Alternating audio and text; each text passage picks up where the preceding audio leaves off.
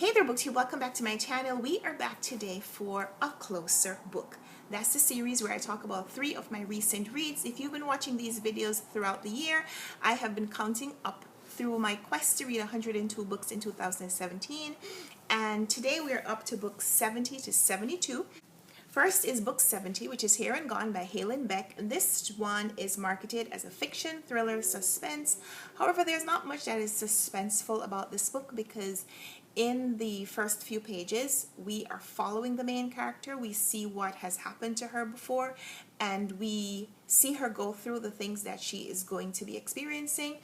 And so we know who the bad guy is. We know who the victims are. We kind of know why it's done. The only thing about this book is that we're reading chronologically through the experience of her figuring out how to get out of the situation that she's in. But there's nothing suspenseful about this book. So I think it is mistyped. But as a novel, it is pretty okay. So the story is about Audra Kinney. She's a New York mother. She is fleeing her abusive husband. She has her 2 young children in tow. They are driving from New York to California because she's seeking refuge away from her husband. But a friend has offered her a place to stay and kind of start her life over. On the back roads in Arizona, she is stopped for a minor traffic violation and the sheriff arrests her. But afterwards, the cops refute her story that her children were in the car when she was arrested. In fact, they suggest that she might have harmed her children in the desert. And so the book is about her quest to prove her sanity to herself as well as to the people who are accusing her. While there are scenes from Audra's past that are told in flashbacks where you're able to see that she's had some drug and alcohol-induced hazes, they're only meant to show why the other characters relate to Audra the way they do. But because we are privy to the events that she is trying to prove, we know the truth, we know the story, we know that she didn't hurt her children, we know that the sheriff took them. So that was a little different in that I've never read a thriller where you knew what happened, but the other people didn't. The prose in this book is descriptive and engaging, and the author uses the epistolary format to show the motive behind the crime. He even shows the email conversations that prompted the kidnapping, what the sheriff's motives are for taking the children. But it shows Audra's encounter with the justice system, her arrest, her interrogation, her court appearances, the media response, and even her attempt to fight the corruption. It's all interspersed with this alternative narrative as we follow what is happening with the children and also follow the pressure that the sheriff and his partner are facing to produce these children for the kidnappers. The only exceptions to this linear plot are the flashbacks that I mentioned where Audra's past is being uncovered, but also the introduction of the hero character, this secondary person who has no relation to the crime or to the victims, but shows up kind of like knight on a white horse to save the day. It felt kind of like one of those right by the numbers books where the author had to make sure that he included a certain number of diverse characters. So even though we are reading about white characters in a traditionally white community, we're talking about a Caucasian New York mother with her Caucasian children being stopped by a Caucasian kind of like redneck sheriff. But the author installed these diverse characters as the heroes. So the knight who comes on his white horse, he's actually Asian American. The FBI female agent, who's the only one who kind of doubts the sheriff's story, she's African American. And not just African American, an African American female FBI agent. That's pretty cool. The author even goes out of his way to call attention to the diversity by having the bad guys act prejudicially towards the characters. So some of that didn't feel authentic to me because in a novel where the characters are being victimized because of their whiteness, that adding African American or adding Asian American diversity seemed like you're only doing that for contrast, to show how here's what happens when you have someone from the opposite side saving you. And so because of that, a lot of the characters came off as very one-dimensional. The bad guys were just bad. The good guys were all victims for some reason or another. So much so that after a while, I felt like I was kind of championing for one of the villains just because their lives seemed more interesting. The unlikable main character and hero type did detract a little bit from the story. And so I did give it 3 stars, and I would recommend it for someone who kind of wants to ease into suspenseful thriller reading without the nail-biting suspense that usually accompanies books in that genre. So I recommend it for those people. But if you're looking for a Gone Girl, Stephen King kind of read, this is not the book. Next, for book 71, is one of my favorite reads of the year, A Tale for the Time Being by Ruth Ozeki. And this one is an awesome book. How can I say that this is an awesome book without just saying it's an awesome book? Maybe I won't. I'll just tell you. This was an awesome book. I gave this 5 stars. This is one of my favorite reads of 2017 thus far. Ruth Ozeki, the author, is of Japanese descent, obviously. She's also a Zen Buddhist practicing philosopher, Zen Buddhist priest. She is passionate about Eastern philosophy and Japanese culture. The novel is about a character named Ruth Ozeki, who is a novelist and who is very interested in Japanese culture and Japanese ancient philosophy. Coincidence? I think not.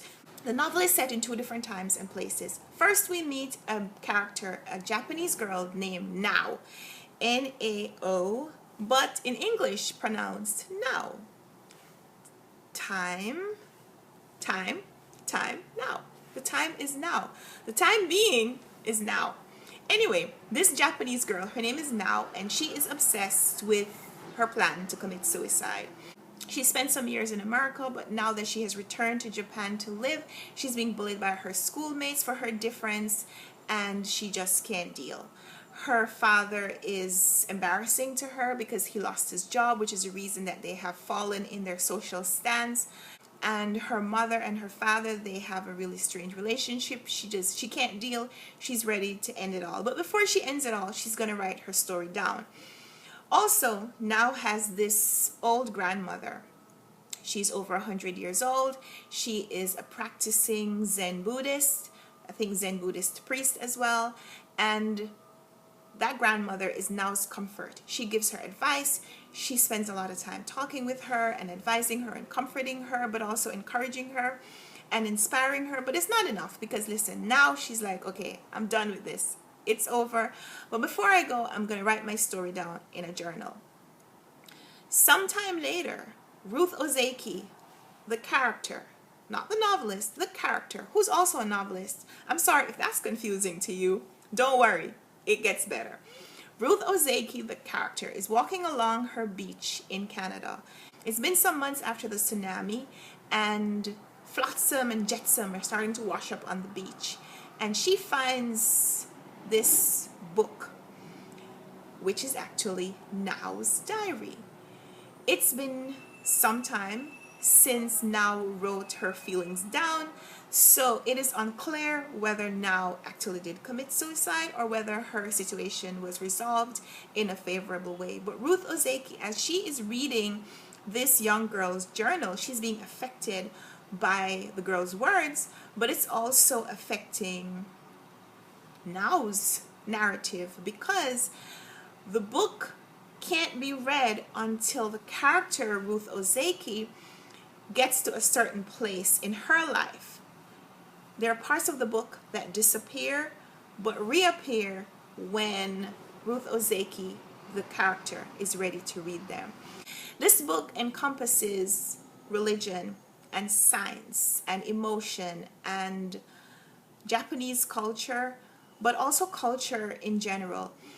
In the book, the author talks a lot about Japanese thought and the reason why Japanese people do things. In the beginning, I was a little turned off by how loose Nao thinks and talks about life in general, because I believe that life is precious and that we should do everything we can to preserve life.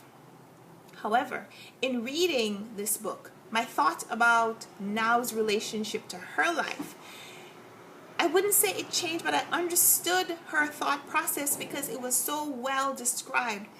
She explains how interwoven the idea of suicide is in the culture and the idea of harakiri, which is this ritual suicide that people would have done to prevent their family from being dishonored.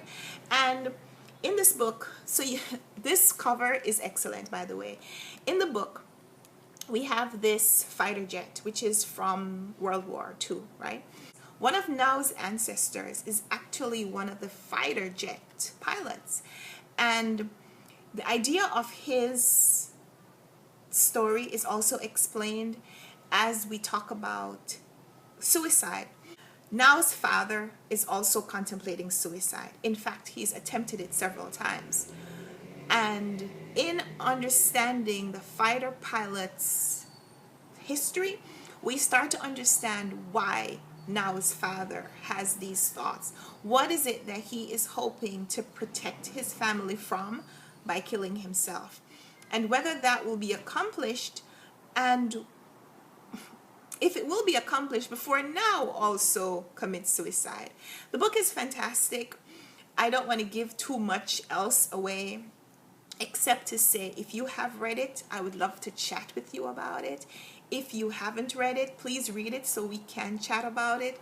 This is a book that I recommend to everyone, specifically if you are interested in philosophy and science. Please read this book. I'm not going to tell you anything else about this book other than to say that this is book number 71 in my list. Please read it so we can talk about it. And finally, to round out this video, we talk about a short story collection called New York 1, Tel Aviv 0. Stories by Shelley Oria. 18 stories in 224 pages meant that each story was about 12 pages long. Some were even shorter. Several of the characters in these stories were in sexually fluid relationships, but the way they talked about those relationships felt very manipulative, and it made these characters very unlikable. I'll give you an example. First story was entitled New York 1, Tel Aviv 0. It is the title story and should be, I think, the strongest. But on page 14, we meet the main character, and she's talking about her choice to move to New York, which for a book that is entitled New York 1, Tel Aviv 0, you think it's going to be about some pull factor, some awesome experience that she has in New York, maybe as a child that pulls her back here, some idea that she has about New York from reading or from hearing or watching some kind of content that pulls her here. But that's not what she says. She says after she had done her mandatory military service, because you have to do that when you live in Israel, she says, this is what you do when the IDF gives you your freedom back. You work and save money for about a year, and then you go backpacking in a place cheap enough to host you for a long time. I was on that track just like everyone else, but when it was time to go, I realized that I never cared much for India, and that the friend I was supposed to travel with, a gay guy named Yanni, was actually not completely gay and possibly in love with me. I was not in love with Yanni and not in love with India, but staying in Tel Aviv meant starting my life. It's a scary thing, starting your life. So I signed up for cooking class and flew to Manhattan because that's where they were. You don't have to come to Manhattan to learn to cook. She came to Manhattan from this to escape. She came to Manhattan because she didn't want to deal with her friend. She didn't want to deal with the issue that it would have caused if she canceled the trip or said no to her friend. So she pretended that there was something else in New York that she was going towards. Escaping your life is not attractive to me in characters that I read about. I didn't like the avoidance attitude that she gave, and I felt like she painted that onto so many of the characters. So it really affected my appreciation for the stories. I enjoyed her prose. I enjoyed the way she wrote sentences. I just didn't necessarily like what the sentences were about or the emotions that these characters were having. Like one of the stories in the middle, there's a parent who moves to New York, and he has a child that is still living in Israel. And he keeps saying every year he's going to move back to Israel, but he doesn't, even though his child is being raised there. And eventually, his child's mother starts a relationship with one of his best friends, and he gets upset. And I'm thinking, well, if you really wanted to be there, if you really wanted to be a part of their lives, you would be there. Those things really affected my interaction with the stories. So I would like to read something else if she writes with a different kind of theme, but I didn't love this.